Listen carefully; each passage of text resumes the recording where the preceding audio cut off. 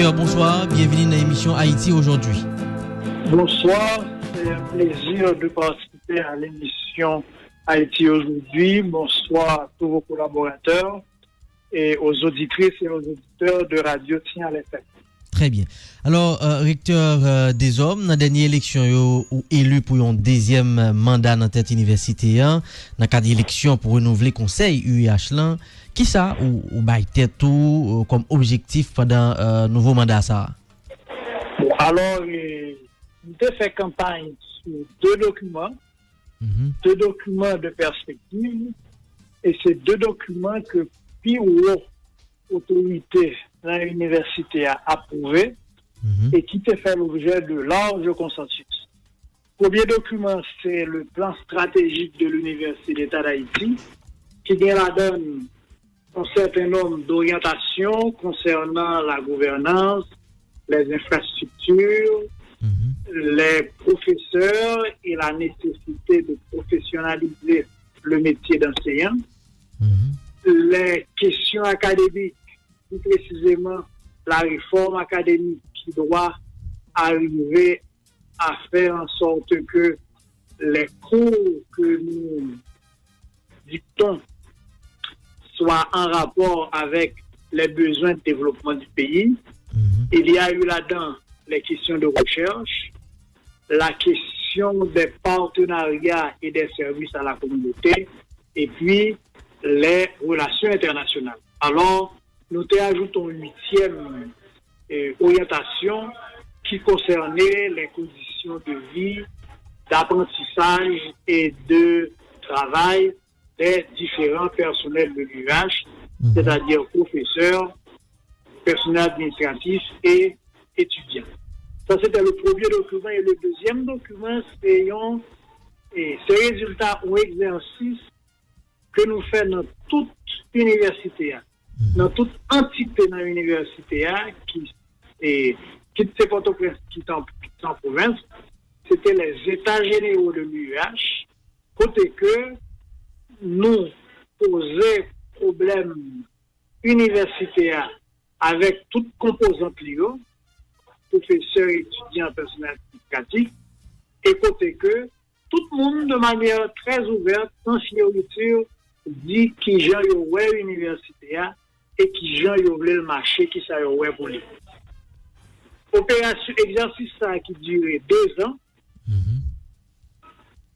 joindre concrétisation, joindre consécration dans les assises que nous avons organisées en mai 2019 et qui permettent que nous sortions avec des résolutions, c'est des résolutions consensuelles qui concernaient l'académique, la recherche, la gouvernance, les entités de province, le plan de développement de l'UH, la loi organique de l'UH, c'est-à-dire son ensemble d'orientations pour que nous mettons d'accord que route ça en a fait et qui arrivait permettre nous de dire mais ça la réforme de l'UH. Vous voyez, et c'est la première fois nous arrivons il y a des propositions aussi concrètes et avec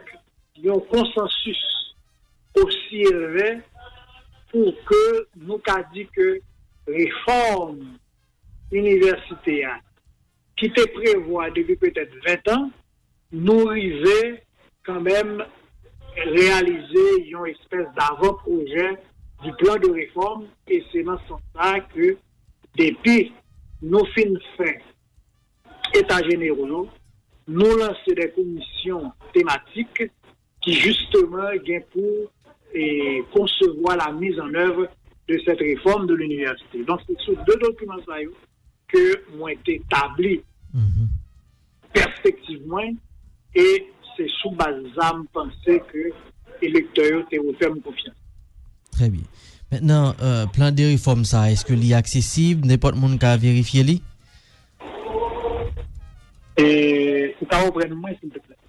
plan de réforme universitaire, est-ce que est disponible, par exemple, sur site universitaire? Oui, alors, soit parler des résultats des états généraux. Exactement. Ou du plan stratégique de l'UH. Oui. C'est des documents très disponibles qui occasionnent sous site universitaire, mais occasionnent tout, alors surtout les résolutions consensuelles des États généraux, occasionnent tout nos livres que me fait écrit qui relaient l'Université d'État d'Haïti et sa quête de modernisation. Oui, c'est des documents disponibles, ouverts à tout le monde. Très bien. Maintenant, conseil universitaire contesté diminution budget université l'État pour exercice fiscal en cours l'an recteur, un budget qui passait de 1,15% de salité dans précédent exercice là à 0,64% dans exercice fiscal en cours là. Qui conséquence diminution ça lui-même l'a gagné recteur des hommes sous universitaire? Bon, il a bien des conséquences, dit très importantes. Et premier elle a fait, l'a augmenté précarité fonctionnement nous, parce que l'éclair depuis quelque temps que budget que nous gagnons à notre disposition, c'est un budget qui compte pour nous faire tout ça nous devons faire. D'ailleurs, on me parle de précarité. Et là, le simple fonctionnement, c'est-à-dire acheter matériel, payer, des bails comme ça. Et là, on pas même parler de un fonctionnement normal, un fonctionnement minimal. Et d'ailleurs, nous avons des dettes cap accumulées d'année en année. Nous, dernière, quand nous avons fait avec le ministre des Finances, dette était déjà montée à plus de 115 millions de gouttes, c'est-à-dire son déficit structurel que nous gagnons est capable d'augmenter d'année en année. Gagner en plus des projets de construction pour des facultés très spécifiques. C'est-à-dire, imaginons que nous sommes université l'État, depuis le tremblement de terre, nous en pile facultés nous à terre et c'est des marches électorales, c'est des marches facultés qui permettent que certaines facultés arrivent joindre ressources pour reconstruire. Et là, on m'a parlé de manière très spécifique de la faculté des sciences et de la faculté de l'agronomie. Maintenant, l'État haïtien vient pour le bail des contreparties et dans le cadre de construction faculté des arts. Et contrepartie, ça que l'État promet de manière très ouverte et très officielle depuis quelque temps, contrepartie au pas jamais taille. Et c'est ainsi que diminution budget fait que vous retrouvez côté que vous avez des facultés construction à avancer, mais que vous n'avez pas qu'à rentrer dans nouveau building, vous n'avez pas qu'à faire fonctionner parce que contrepartie l'État pas existé. Et là où nous étions, alors, pas même parler d'autres facultés qui pour construire, tant pour l'école normale supérieure, tant pour la faculté de linguistique appliquée, tant pour l'INAGE, tant pour l'autre faculté que nous gagnons dans le pays, tant pour limonade. Mais en plus, nous qu'à parler là de, simplement dans le fonctionnement. Oui. Mais on a dit que pour le développement universitaire, pour que l'université a venu, ça nous a voulu lire. Et même d'abord, on poste de dépenses extrêmement évident. On nous prend par exemple ce que gagnent les professeurs. En 2013, l'université a fait un gros effort côté que nous mettons salaire minimum de professeurs à temps plein à 60 000 gourdes. Et l'un de faire là, 60 000 gourdes, c'était $1,500. Le dollar était à 40 gourdes. Qu'on y a que le dollar est à plus de 115 gourdes. Par contre, ce que ça signifie comme érosion de revenus, érosion de salaire, Et nous retrouvons dans une situation côté que nos professeurs n'arrivent pas à joindre les deux bouts, à satisfaire à leurs besoins les plus élémentaires. Et là, il y a des problèmes très sérieux qui commencent à se poser. C'est-à-dire, professeurs là, c'est des gens de très haut niveau. Nous faisons des exigences très élevées de compétences. Maintenant, ça posé pour nous un danger très élevé sur le plan humain, sur le plan institutionnel, puisque ce sont des ressources de haut niveau.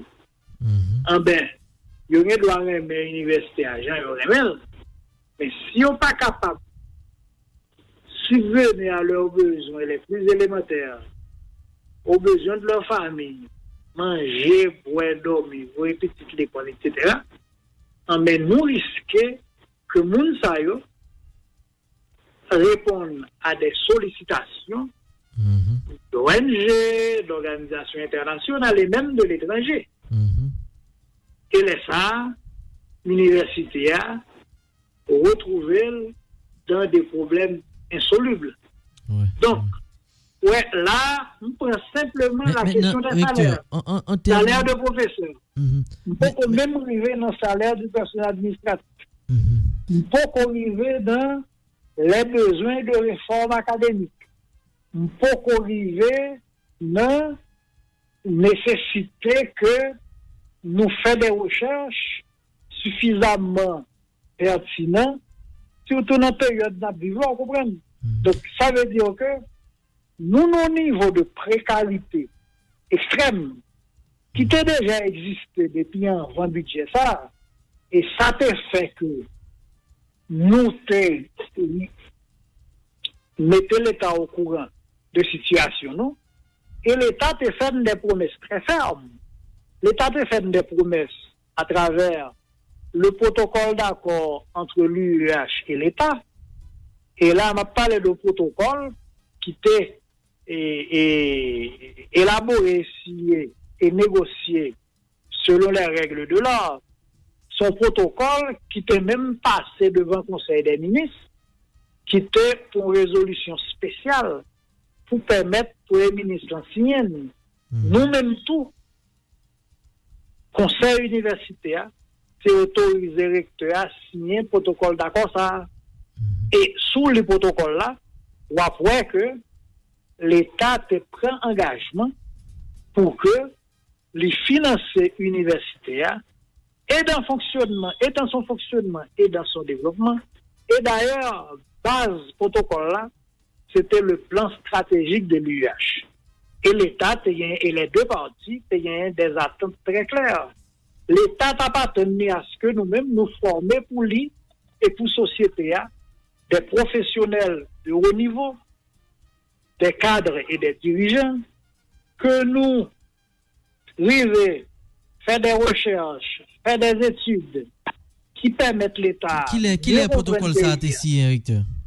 Le document ça a été signé le 17 mai 2018 entre moi-même recteur et le Premier ministre d'alors, qui était le professeur Jacques-Guy Lafontaine. Et alors, pour continuer ce protocole-là, l'État a bien attente pâle, et attente l'État, c'était non seulement la formation de cadres de haut niveau, l'État a attendu à ce que nous fassions des formations très professionnalisantes, y compris des cycles courts, y compris des professionnels et des techniciens de haut niveau. L'État a attendu à ce que nous fassions des études, nous fassions des recherches qui permettent de mieux comprendre le pays, qui permettent de faire atterrir politique publique et qui permettent de joindre études ça yo meilleur marché que les la payer des firmes étrangères ou des firmes privées haïtiennes ou même des membres d'organisations internationales, tu vois. Donc, Ça, c'était attendre l'État et attendre pas nous, c'était simplement que nous joignions des ressources appropriées pour nous mettre en action notre plan stratégique. Et ce n'est pas seulement dans le cas de ça, l'État de fait des promesses. Nous avons diverses rencontres avec, on a dit, les plus hautes autorités de l'État. On a parlé de président, de premier ministre, de ministre des Finances, de ministre du Plan. Et nous-mêmes gagnons des comptes rendus de rencontres, côté que il y a un engagement très clair qui était pris vis-à-vis de nous, et côté que l'État a tous les niveaux. Mais entre-temps, recteur, est-ce que par exemple, il y a une démarche qui est faite pour nous pour protocole ça tu respecté? Est-ce que par exemple, il y a une démarche qui est faite de la part de l'université dans ce sens? Oui, non, parce que le protocole là lui-même il prévoit la mise sur pied d'une commission de suivi qui te gagne la donne, représentant universitaire, représentant l'État. L'université a gagné 3 représentants la donne, et l'État est représenté par la primature, la présidence, le ministère du Plan, le ministère de l'Éducation nationale, et pas sur qui d'autres ministères encore, tu vois, donc tu as gagné 3 représentants l'État, 3 représentants enfin, tu as gagné ministère des Finances tout, 3 représentants l'université et 6 représentants l'État.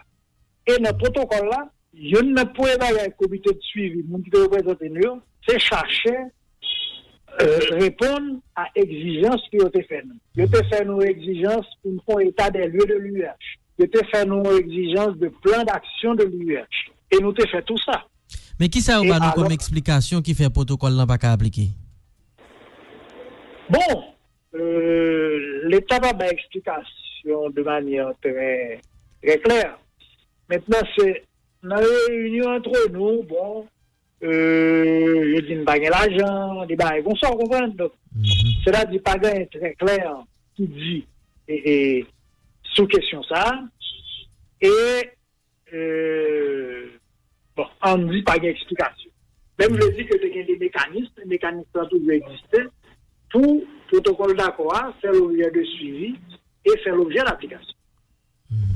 Alors, au saut dit la recteur des hommes que l'université a non situation de précarité extrême.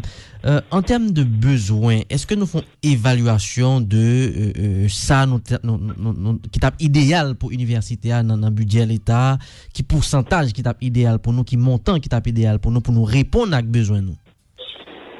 OK. Alors, en forme donc dans le cadre du protocole d'accord, ça nous est négocié à l'État. Tu as gagné un chiffre qui était existant dans votre protocole là, qui était en 2 et 3% du budget national. Alors, comme d'autres que, et de manière mystérieuse, chiffre a sorti entre nous, le protocole là, si négocié, moment le signé, mais alors, on me dit que déjà, 2% minimum du budget, ça permet nous de réaliser un pile bagaille. Et c'est pour ça, la déclaration Conseil universitaire a fait, Conseil universitaire dit que l'espérait que dans le prochain budget, il y a au moins 1,5% du budget en attendant que nous arrivions à au moins 2%. Mais ça de négocier à l'État, c'était entre 2 et 3% du budget national. Donc, et faut dire que la moyenne mondiale en la matière, c'est 4% lié. 4%. Donc, et bon, le type de calcul qu'on doit faire, sous-calculer, sous base du coût par étudiant. Le coût par étudiant au niveau mondial est de $4 500. Maintenant, si nous rappelons que nous gagnons 35 000 étudiants, son bail qui t'a dérivé à près de 15 milliards de gouttes. Bon, maintenant, nous connaissons même à 2 milliards, nous connaissons pas quand même de 15 milliards, tu vois. Mais si au moins nous arrivé à 3 milliards, pour commencer, en belle étape fait dans le bien, nous sommes capables vraiment et bon planifier, résoudre certains problèmes. Parce que l'autre aspect de la question, c'est que je n'ai fonctionné, non seulement dans la précarité, nous pas qu'à payer dette toujours. Deux monde, nous toujours deux professeurs, nous toujours deux fournisseurs. Mais le fait que nous ne jamais connaître combien d'argent nous allons fait que c'est difficile pour dire ou bien tel projet qu'on parle de temps d'œuvre. Ou toujours été dans une espèce d'immobilisme, malgré que on a tout ça pour faire, malgré que ce n'est pas les projets qui manquent.